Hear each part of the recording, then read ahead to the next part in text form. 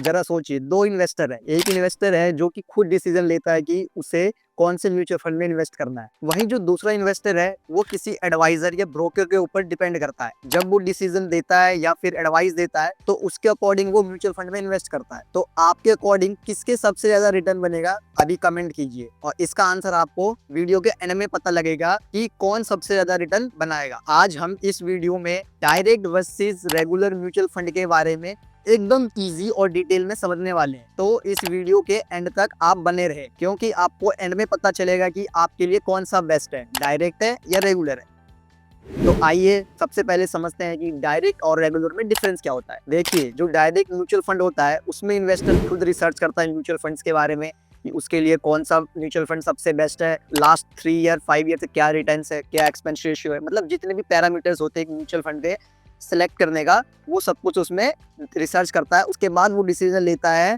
कि उसको कौन से म्यूचुअल फंड में इन्वेस्ट करना होता है। और हाँ, इस फंड यानी कि डायरेक्ट में एक्सपेंस रेशियो बहुत कम होता है, इसमें रिटर्न के चांसेस काफ़ी हाई हो जाते हैं। वहीं अगर हम बात करें रेगुलर फंड की, तो देखिए जो इसमें इन्वेस्टर होता है वो किसी एडवाइजर या ब्रोकर के ऊपर डिपेंड होता है। जो भी ब्रोकर या एडवाइजर होता है वो साल का कुछ कमीशन लेता है, जिससे कि आपका पूरे ओवरऑल का जो रिटर्न है बहुत ही कम हो जाएगा। ये आपको भी पता नहीं लगेगा, ये आपको वीडियो में जब मैं एग्जांपल देके समझाऊंगा तब आपको पता चलेगा कि रिटर्न पर कितना इफेक्ट पड़ता है।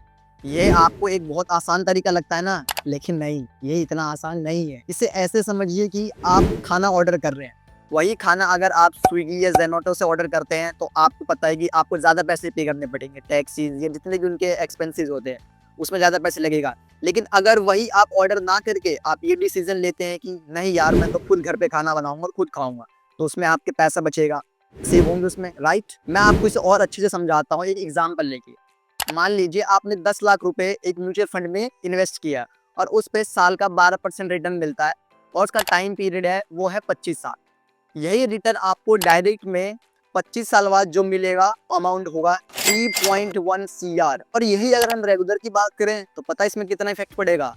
25 साल बाद रिटर्न आपको रेगुलर फंड में मिलेगा 2.5 करोड़, कहाँ 3 करोड़ और कहाँ ये 2.5 करोड़। सीधा सीधा आपको 50-60 लाख रुपए का नुकसान होगा। इतने में तो एक आज अच्छी गाड़ी आ जाती है। सोचिए एक गाड़ी खो देगा 25 साल में। लेकिन रुकिए तो सही, इतना नुकसान होने के बाद भी कई लोग क्यों इन रेगुलर फंड को ही चूज करते हैं, इसके पीछे भी एक रीजन है। देखिए मैं आपको बताता हूँ। रेगुलर फंड होता है वो हमेशा बेकार नहीं होता है, क्योंकि अगर आप एक बिगिनर, आपको म्यूचुअल फंड के बारे में जीरो नॉलेज है, तो इसमें अच्छा है कि आप किसी एडवाइजर से सलाह लेने के बाद अपना इन्वेस्टमेंट स्टार्ट कर सकते हैं। लेकिन अगर आपके पास टाइम है और आप सीखना चाहते हैं तो देखिए आजकल सबको पता है यूट्यूब है, गूगल है, सब कुछ ऑनलाइन अवेलेबल है, तो आप वहां से बहुत ही ईजी तरीके से सीख सकते हैं और अपनी इन्वेस्टमेंट स्टार्ट कर सकते हैं।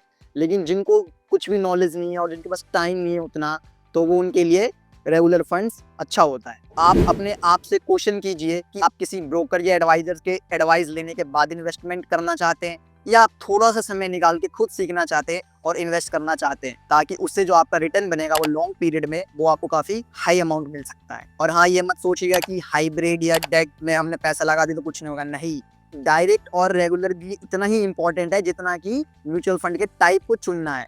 और अगर आप एक अच्छा रिटर्न चाहते हैं लॉन्ग टर्म पीरियड में, तो उसके ऊपर मैंने अपने यूट्यूब चैनल पे 2 वीडियो बनाया है कि म्यूचुअल फंड क्या होता है, और जो दूसरी वीडियो है वो है कि म्यूचुअल फंड कितने टाइप्स के होते हैं।